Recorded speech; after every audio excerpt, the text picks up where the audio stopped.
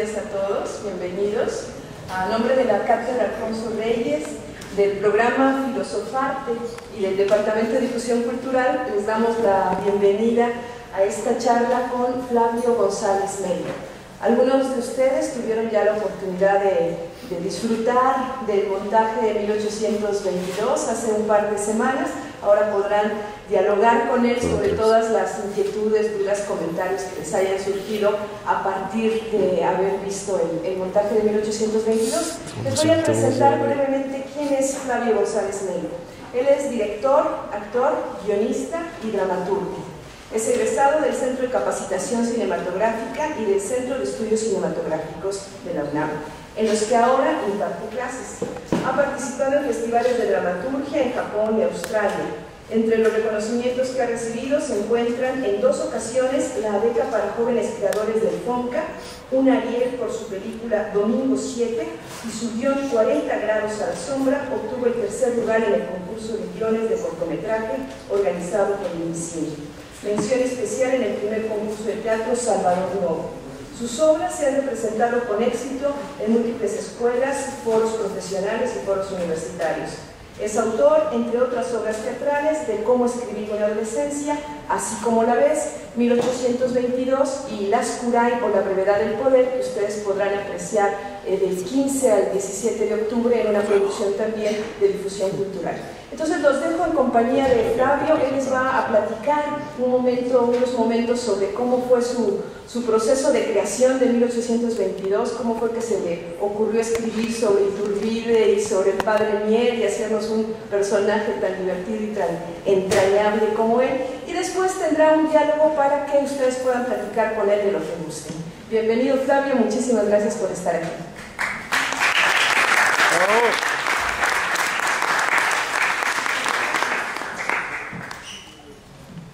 Muchas gracias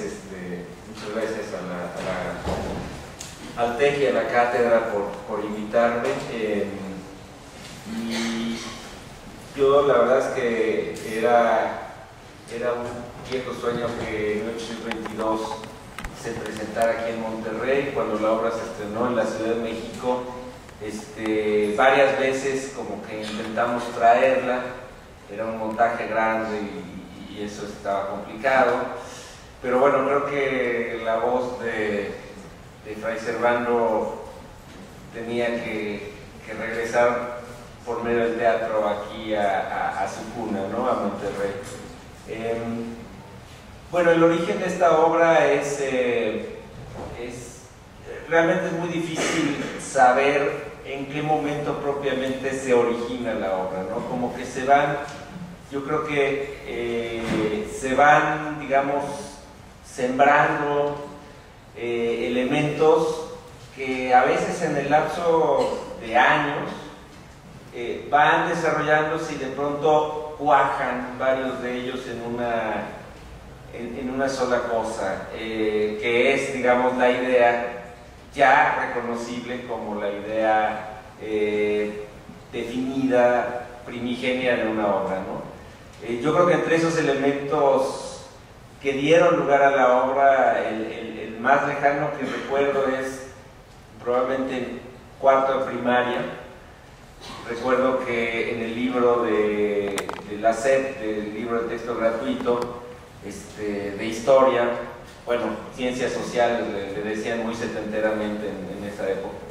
Entonces iba uno leyendo la historia de México y la colonia, no sé qué, y de pronto la independencia, Hidalgo, Morelos, y de pronto venía la consumación de la independencia, que era un parrafito de este tamaño que decía que Iturbide y Guerrero se habían unido, y venía una gran reproducción del cuadro de la entrada de Iturbide a la Ciudad de México y otra reproducción del cuadro de Iturbide como emperador con su manto, su corona y su cetro, ¿no? Entonces esa idea, o sea, esa imagen y ese parrafito que decía que bueno, había habido un imperio, lo primero que había habido en este país como país independiente había sido un imperio que había durado unos cuantos meses, me parecía totalmente absurda, ¿no?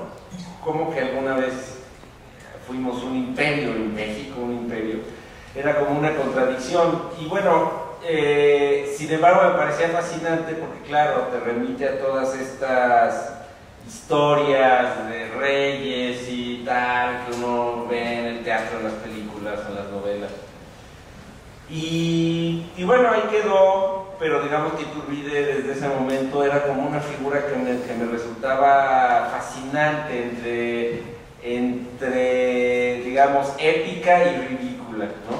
Y de pronto, muchos años después, mi hermano, que es historiador, un día me pasó un libro que hablaba sobre Fray Servando, ¿no? Los orígenes del nacionalismo mexicano, de Breivik, y entonces ahí narraba la historia de este loco que había escapado más de una decena de veces de prisión, que lo habían desterrado los criollos por tratar de defender una idea criolla, que era un disparate absurdo, pero que al mismo tiempo tenía una idea política muy fuerte, que era afirmar que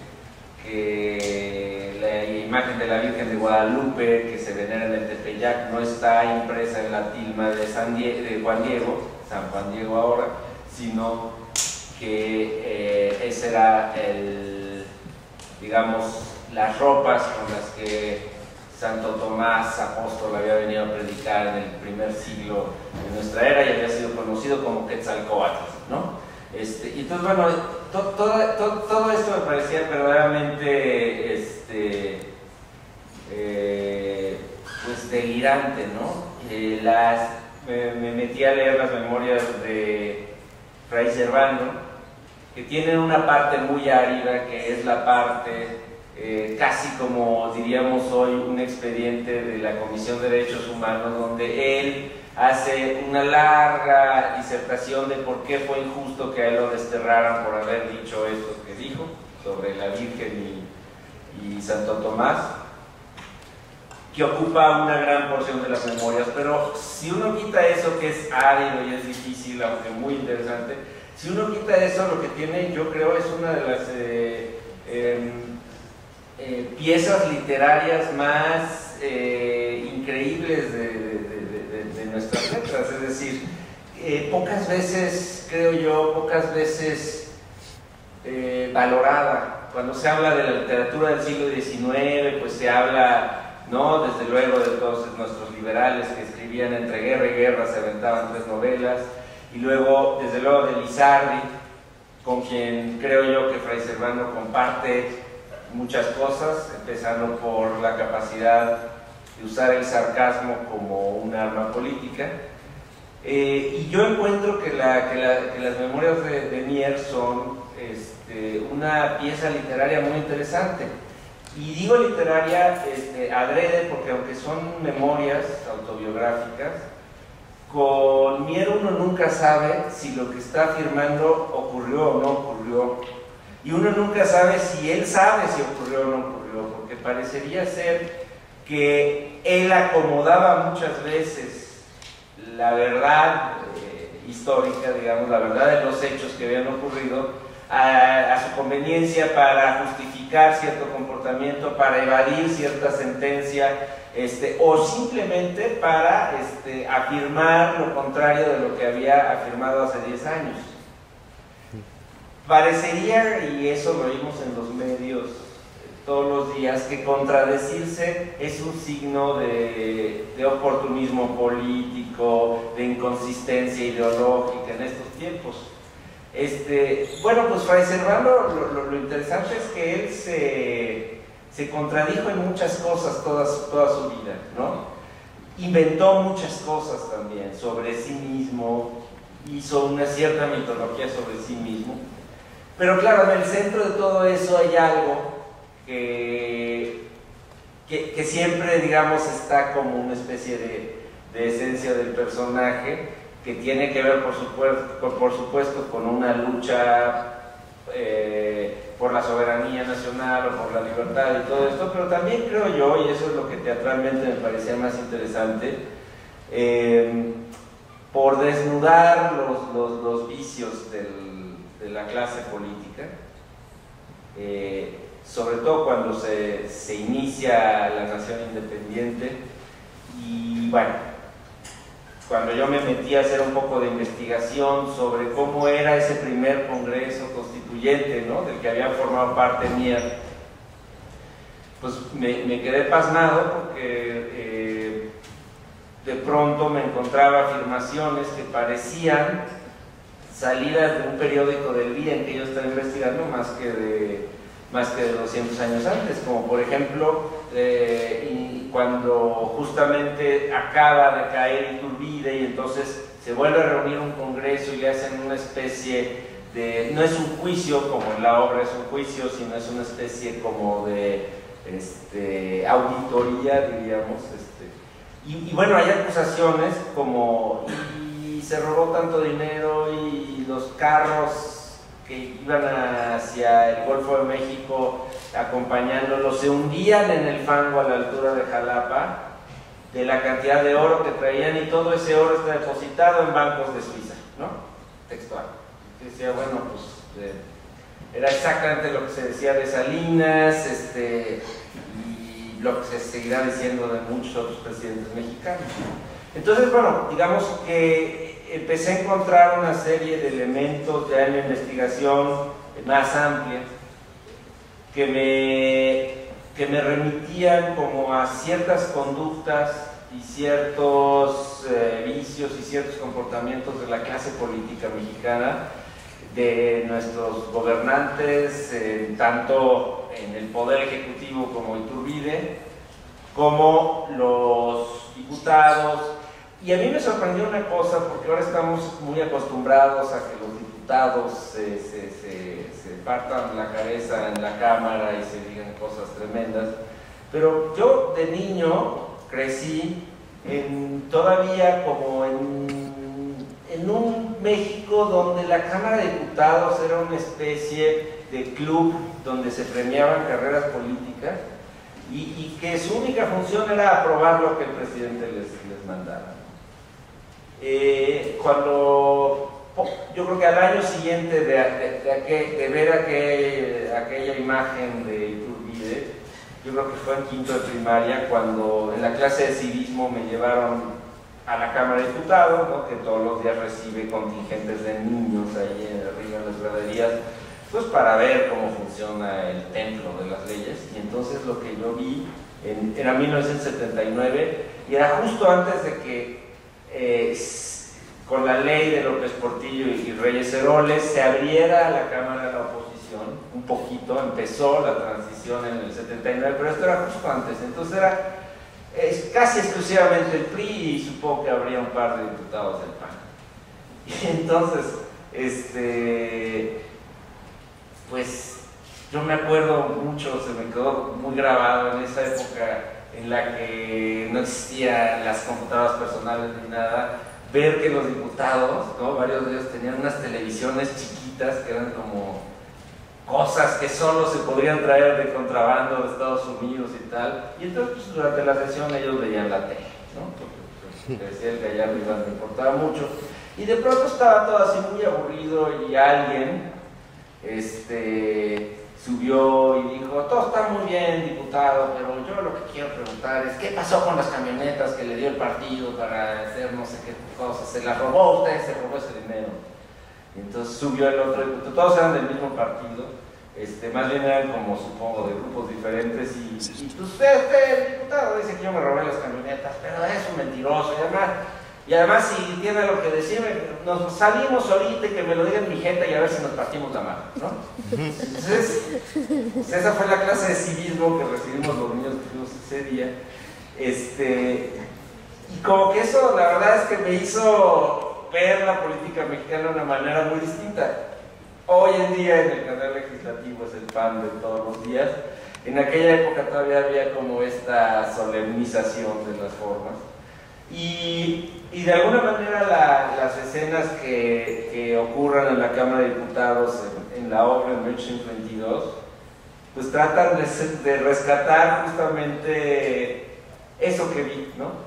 La primera vez que me tocó ver, ir a un evento legislativo, y lo que me sorprendía mucho era que yo encontraba en el diario de debates del Congreso Constituyente un Congreso con diputados mucho más echados para adelante, mucho más discutidores, ¿no? Mucho más polemistas, mucho más activos que los diputados que a mí me había tocado ver en la infancia, que solo se peleaban si fulano, el compañero diputado, se había robado el dinero sin haber dado la parte que correspondía, ¿no? Entonces me parecía como eso un descubrimiento, porque la lógica y las clases de historia siempre apuntaban hacia que pues había un avance, ¿no? Y que nuestra primera Cámara de Diputados tendría siglo XIX en un país que se acaba de independizar, tendría que haber sido mucho más, digamos, retrasada en términos de evolución política que la de 200 años después, y yo lo que veía era diferente. Y me atrevo a decir además que yo, una de las razones por las que me sigue pareciendo muy atractiva la figura de Mier es porque yo no encuentro hoy en día un político que tenga esa agudeza intelectual y ese uso del literario, del humor. Generalmente los diputados son gente pues más bien digamos inclinada a cometer pifia sobre pifia y a confundir los nombres y todas estas cosas, a tener una gran inconsistencia y rara vez hacen un chiste si no es un chiste cínico como los que hacía Fidel Velázquez, ¿no? Que eran el cinismo total, ¿no? Cuando le dice a Muñoz Ledo que por primera vez en el 88 se atreve a interpelar al presidente a medio informe de gobierno, y entonces Fidel Velázquez, cuando le preguntan ¿qué opina de ese acto desacralizador?, dice: ese me la interpela, ¿no? Bueno, pues ese era el cinismo como muy priista. Ya el cinismo se ha vuelto de muchos otros partidos. Entonces, creo que esa digamos, calidad literaria, ese uso del sarcasmo como herramienta política del padre Mier, y esa inteligencia finalmente, ¿no? Esa inteligencia, pues es algo que yo sinceramente no veo que haya tenido herederos en la actual Cámara ni en las anteriores legislaturas. Y en ese sentido creo que podemos seguir aprendiendo de una figura como Mier, pero al mismo tiempo me parece una figura fascinante por el hecho que decía, que es una figura que se contradice, que no es un héroe de una pieza que podamos admirar y admirar y admirar y nada más, sino es alguien que tuvo contradicciones, que a veces renunció al heroísmo y fue pragmático en actos que algunos calificarán de cobardía, ¿no? Pero que a mí me parecen como muy entendibles, ¿no? Así es que todo eso es el material que a mí, digamos, con el que me fui encontrando y que quise reflejar en la obra. Y también un asunto que es un asunto de identidad nacional, ¿no? De pronto me fue quedando cada vez más claro que el México independiente era básicamente igual que el México colonizado, que la Nueva España y México eran básicamente igual. Por ahí la obra tiene una última escena donde Mier dice su testamento, que es en realidad, ese testamento tiene más que ver con Lizardi, que tiene un texto que un poco fue la base que inspiró esa escena, donde habla un poco de eso, ¿no? Cuando yo muera, lo que veo es un México prácticamente igual que cuando se llamaba Nueva España, solo cambió el nombre, ¿no? Y esa idea de que se requiere algo más que cambiar un nombre para que ocurra una transición fue muy importante, sobre todo en el momento en que estaba terminando el texto, que fue justamente en el año 2000, ¿no? Cuando estábamos como en no fue la transición, sino en ese momento se vivía como el final de la transición, que algunos decían que había empezado en el 94, otros en el 88 con Cárdenas, y los más barcos decían que se prolongaba hasta 1968, pero bueno, todo el mundo decía, si cae el PRI ahora, por fin va a terminar la transición, y en realidad a mí un poco lo que me sirvió la obra también para entender es que las transiciones no acaban, o sea, inician, y en realidad la verdadera transición viene después de la efeméride, después del acto solemne donde parece que ocurre algo. Por eso la obra se llama 1822 y no 1821, porque el año siguiente, me parece, es aquel en el que realmente, pasada la fiesta, viene la cruda, y ahora sí, ¿qué vamos a hacer como país independiente? ¿Qué sistema vamos a asumir? ¿Quién queremos que nos gobierne? Y ahí es donde realmente se están definiendo las cosas, y me parece que algo similar ocurrió en el país después del 2 de julio del año 2000. En realidad ahí empezó el proceso difícil del que me parece que todavía no hemos llegado a ningún lado, en términos de bueno, ok, vamos a cambiar ahora para dónde, ¿no? Así que bueno, todo esto digamos, son las cosas en las que estaba pensando, que fui encontrando en el proceso de investigación y de escritura de la obra, ¿no? Pues bueno, eso es básicamente en términos generales. No sé si quieran, abrimos el diálogo, no sé si quieran preguntar, comentar alguna cosa. Buenos días. Bueno, usted en la obra de 1822 pues pone en evidencia que pone en evidencia que pues, la historia de México en gran parte está hecha a partir de ardides políticos y de gente que tomó la oportunidad y cuando pudo tomarla, como Iturbide. ¿Qué opina usted ahora que festejamos el bicentenario, cuando se declaró la independencia y no cuando se consumó, y que esa parte de la historia, que es la consumación, pues ya quede olvidada y diluida y a nadie le importa? Bueno, sí, eso es algo que viene muy atrás, ¿no? Uno de los libros que me sirvieron mucho a la hora de estar escribiendo la obra es un libro que también puede parecer muy árido al principio, pero que luego es verdaderamente increíble, que recoge el debate legislativo. Se llama Iturbide pro y contra, y se publicó en los 40 y nunca más se volvió a publicar. Y es el diario de debates de la Cámara en 1921, cuando, con motivo del centenario de la consumación, un diputado propone poner el nombre de Iturbide en letras de oro, y otro dice hay que borrar a ese, ¿no? Y entonces se da todo este debate, y un siglo después, y bueno, justamente es muy claro cómo se impone una visión que es la que finalmente permeó la historia oficial de los siguientes 100 años, ¿no? Que ya venía esa idea construyéndose desde tiempos de la independencia, ¿no? La verdadera independencia es la de Hidalgo y no la de Iturbide, pero nos guste o no, la verdadera independencia es la de Iturbide.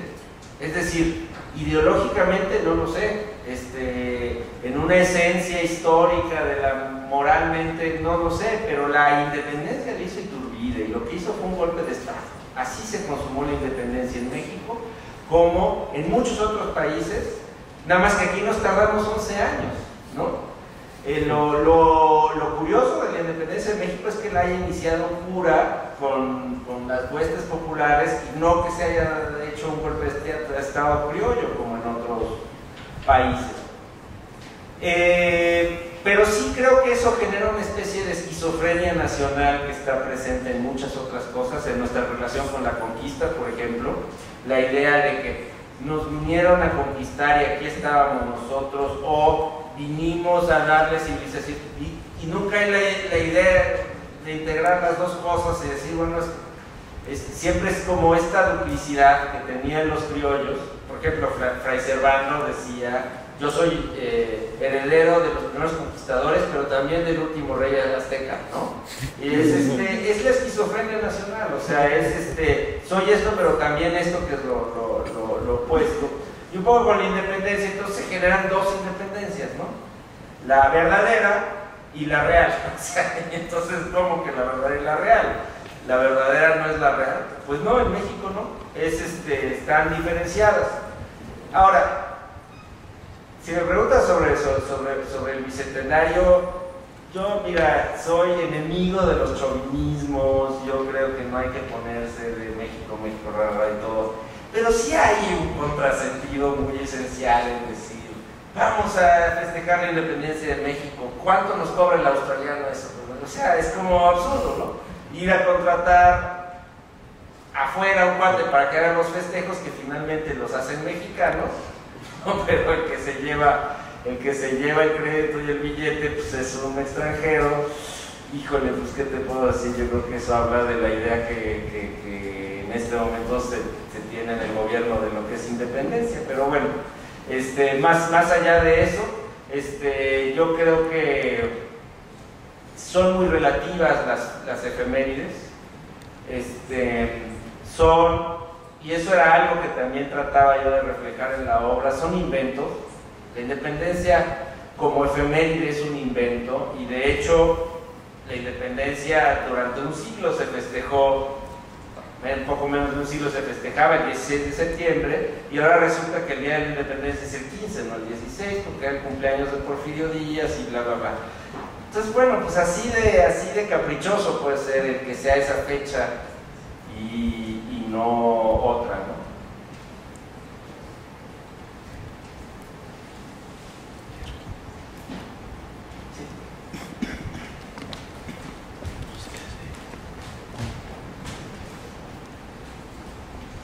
Buenos días. De lo que decía hace un rato, me acordaba de una conferencia que muchos de los alumnos que están aquí son de la clase de ciudadanía. Hay una conferencia de Liz Dresler que le da a los empresarios de la Coparmex en Ciudad Juárez en el 2007, en donde precisamente habla de esa transición del 2000, en donde está Fox en el Ángel de la Independencia y todos los ciudadanos estamos ahí viéndolos en la tele, o la gente que está ahí y grita: no nos defraudes, ¿no? Entonces, no nos abandones, no nos falles. Entonces, resulta que dice Denise Dresler que nosotros como ciudadanos buscamos al Cid Campeador que nos salve, ¿no? de todo esto. Y entonces, bueno, mi pregunta es cómo empatar esta esquizofrenia de la que habla con la cuestión de la que somos nosotros los ciudadanos, ¿no? Nosotros somos los ciudadanos y entonces estamos esperando que la Cámara de Diputados haga lo suyo, que el diputado local nos trance dinero, pero nosotros nos quedamos con los brazos cruzados, ¿no? Entonces, la obra de teatro como producto cultural también para la ciudadanía, ¿qué es lo que pretende? ¿Hacer una reflexión o hacer que la gente actúe o simplemente nada, ¿no? A lo mejor nada más como una obra de arte que se introyecte y se quede ahí, no sé. Sí, bueno, yo creo que el teatro ni debe, pero tampoco puede cambiar la sociedad o motivar, digamos, acciones políticas y civiles.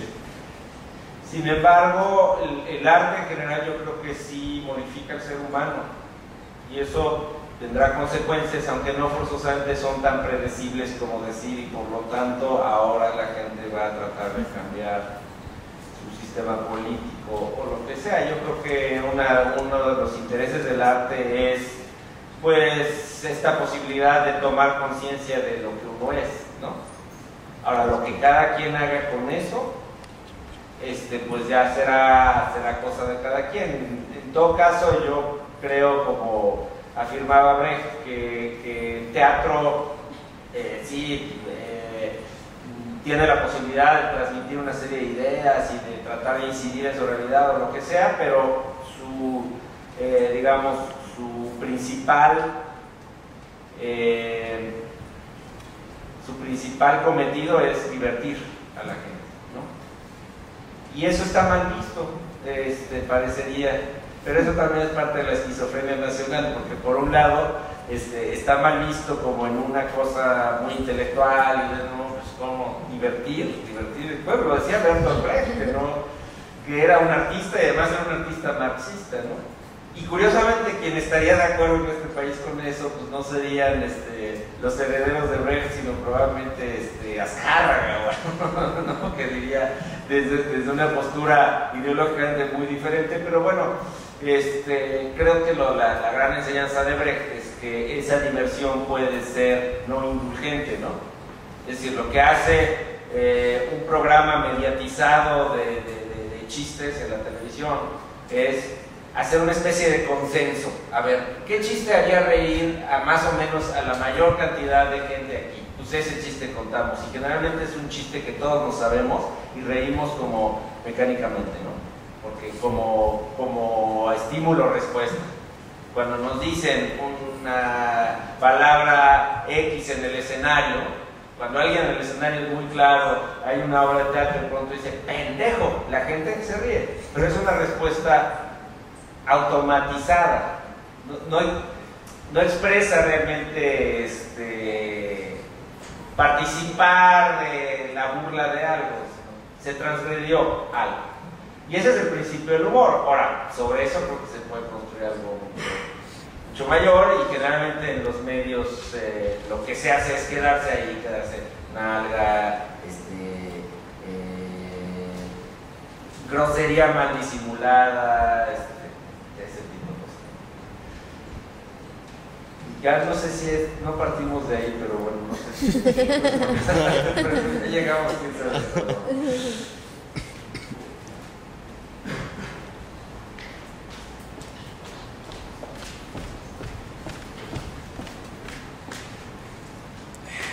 Hola, ¿qué tal, Claudio? Mi nombre es Alberto. Otro es el Viva México. Cuando cualquier artista que esté en problemas, ¡Viva México! Tenía yo, bueno, ese era un comentario. Tenía yo una pregunta. Cuando estás escribiendo una obra de teatro con personajes históricos, ¿en qué punto de partes de tu investigación? ¿En qué punto ya la investigación empieza a quedar atrás y empiezas a reescribir el personaje para tratar de dar tu mensaje en la obra? Lo que pasa es que no son dos fases, es una sola cosa. O sea, yo cuando investigo lo que hago es tratar de abrir, digamos, mi mente a lo que voy a encontrar, no lo que espero encontrar, ¿no? Lo que realmente hay ahí, y tratar de dejarme fascinar por lo que hay ahí, y eso es para mí la investigación, y por eso es un proceso que, aunque tiene partes áridas, como decía, es un proceso muy divertido, porque de pronto te encuentras con cosas que son increíbles.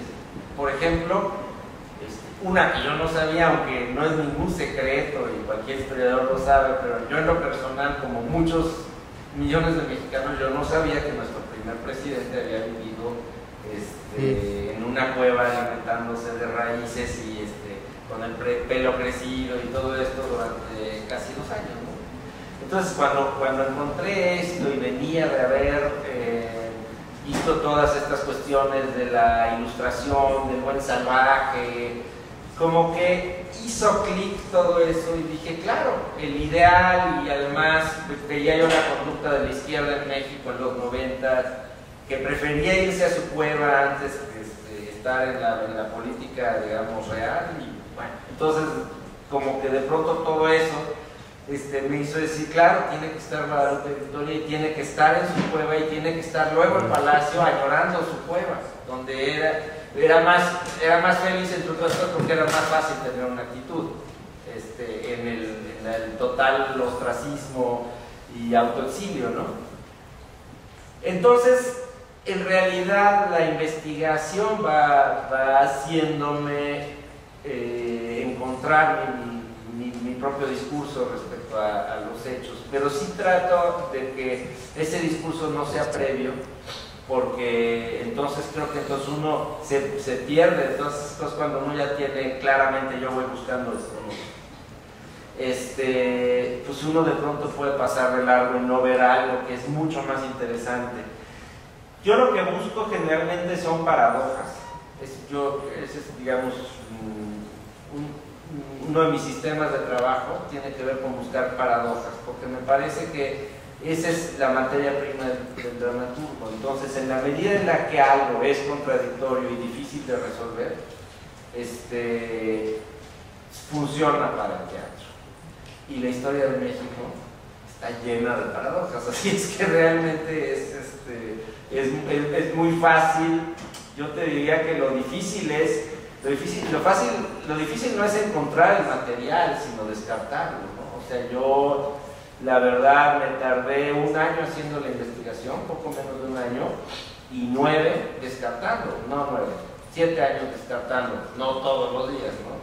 Pero necesitaba dejar la obra descansar a veces 2 años para retomarla y decir, es que ¿qué quito? Es que me fascinaba toda la historia de Fray Servando fugándose de las prisiones, me fascinaba la historia de la momia de Fray Servando perdida en un circo en Bruselas.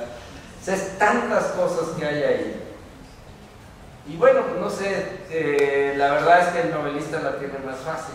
El novelista puede meter todas esas cosas, y yo a veces pensaba, debería de escribir una novela, y fue lo que le pasó a Ibargüengoitia, ¿no? O sea, escribió El atentado y luego hizo 2 novelas sobre el mismo tema, y eso que él escribía novelas muy breves. Pero en el teatro las cosas tienen que estar contenidas dentro de una duración razonable para la escena. Esta obra tiene una duración de 2 horas y media más o menos, y ya mucha gente me decía está muy larga, ¿no? Pero yo sentía que era lo mínimo para que quedara ahí como una parte, aunque sea, de todo eso que yo he encontrado.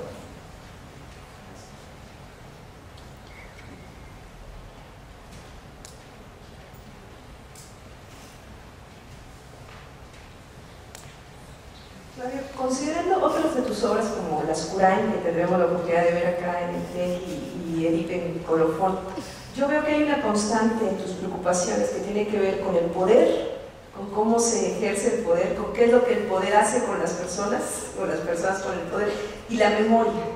¿Tú qué nos podrías decir de estos 2 temas? El poder, digamos, y su poder corruptor, y la necesidad de la memoria. Pues no es algo que yo me proponga, es algo que me interesa y no sé bien por qué.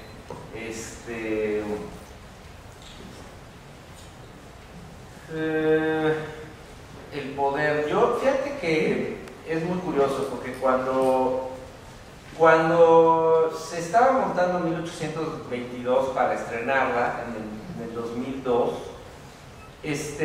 recuerdo que, o sea, había mucha resistencia, había gente que le gustaba la obra, que decía hay que montarla, pero todos en realidad teníamos la idea de que pues, la obra iba a cumplir 50 representaciones y ahí muere, porque pues, la historia en México a quién le va a interesar.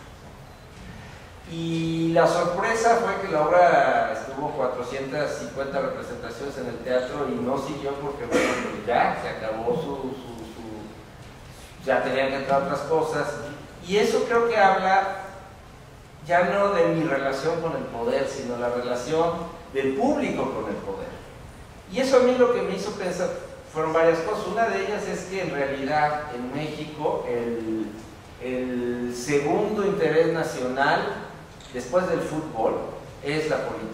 Y esto simplemente midiendo la cantidad de tiempo en los medios que ocupa cada cosa. Entonces, a partir de cierta apertura de los últimos 15 años, bueno, los noticieros de radio, pues tú tienes estaciones como Radio Fórmula, por decir algo, ¿no? O la W, que todo el día están transmitiendo programas hablados.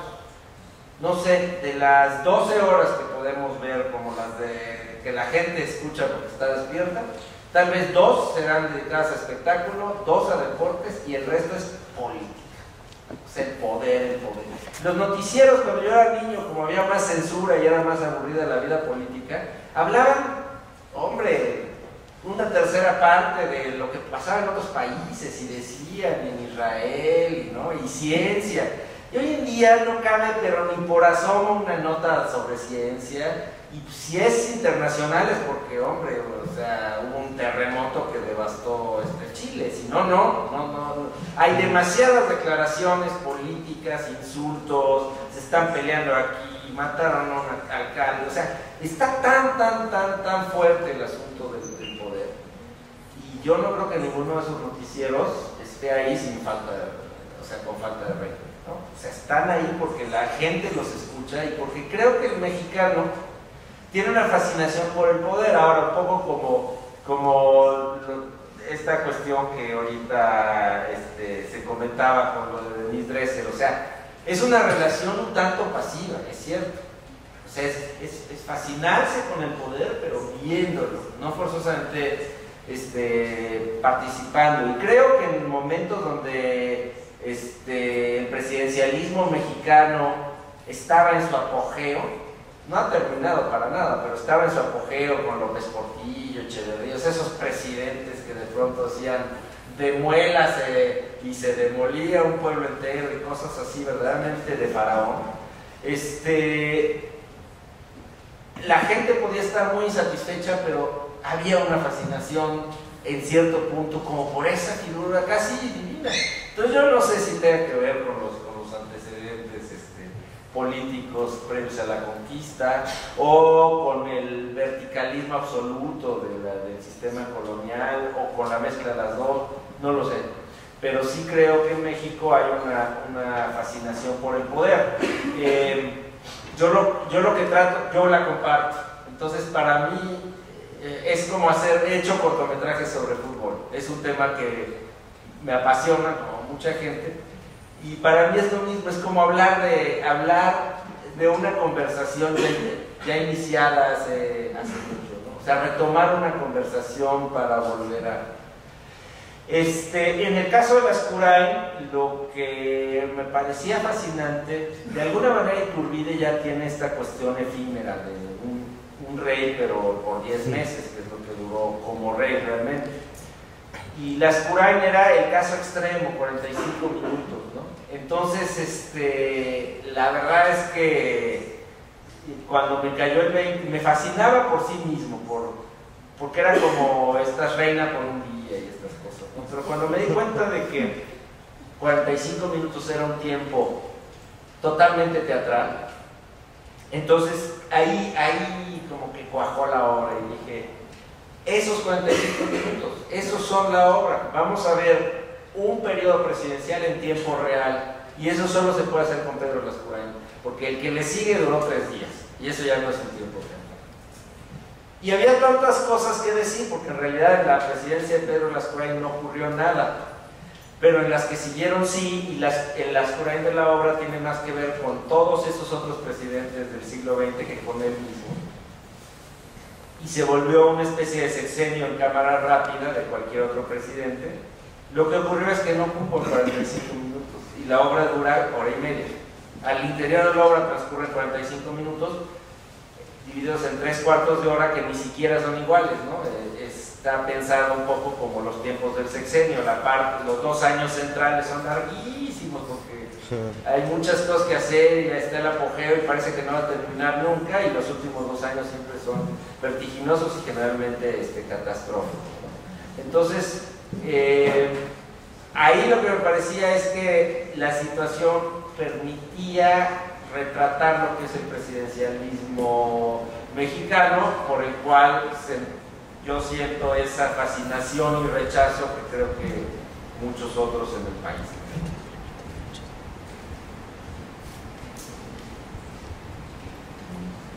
¿Algún otro comentario o pregunta? Sí.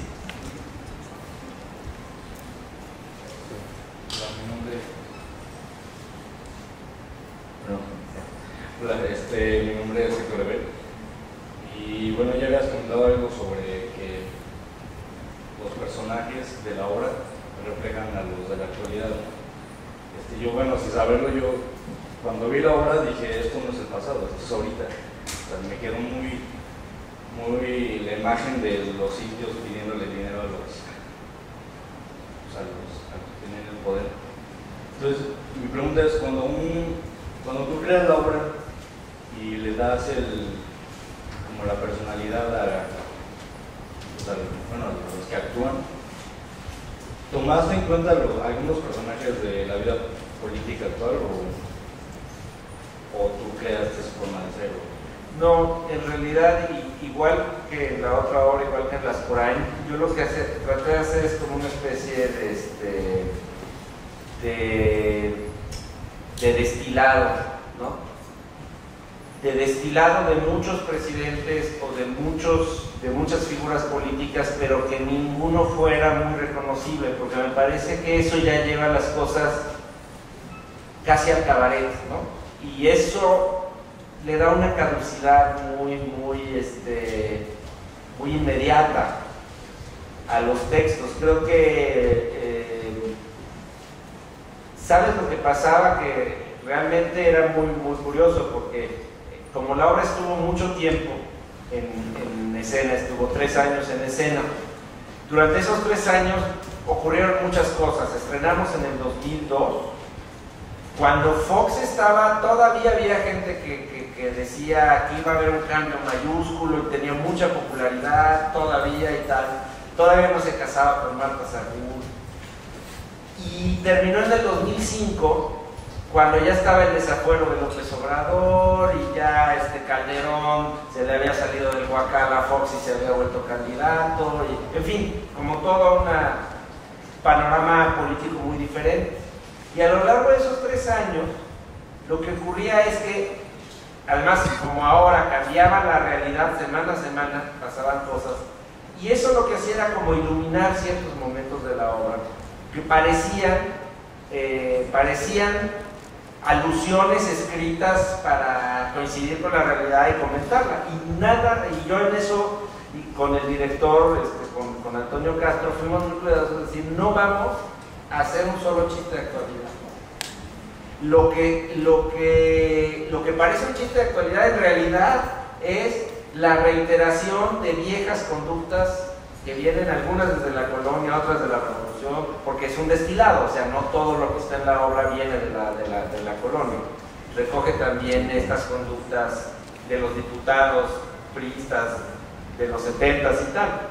Pero, claro, al final de la temporada era difícil que nos creyeran que no era una ilusión de actualidad, cuando en una cierta escena resulta que el problema es la discusión de Mier, porque ustedes no me pueden llevar a la cárcel porque yo tengo fuero, pues se acabó su fuero y tal, cuando estaba pasando lo de López Obrador. Bueno, pues sí parecía un chiste de actualidad, y en realidad pues creo que es una situación que podemos encontrar en la historia más que esas 2 veces, ¿no? Así que yo ahí sí creo que no es sano, digamos, identificar a los personajes de ficción demasiado así, asociarlos demasiado claramente con un personaje del presente, porque la verdad es que los personajes del presente están hoy y mañana nadie se acuerda de ellos. O sea, y tú ves a la gente que estaba ahí en el Candelero en 2002, la mitad de ellos están ahí, la otra mitad ya quién sabe qué les pasó, ¿no? Así que yo en eso pues trato de que no sea así transparente. En cambio en el radio, la gente que hace programas humorísticos de radio de la política, pues ese es ahí sí, ¿no? De eso se trata el cabaret, el radio, todo eso.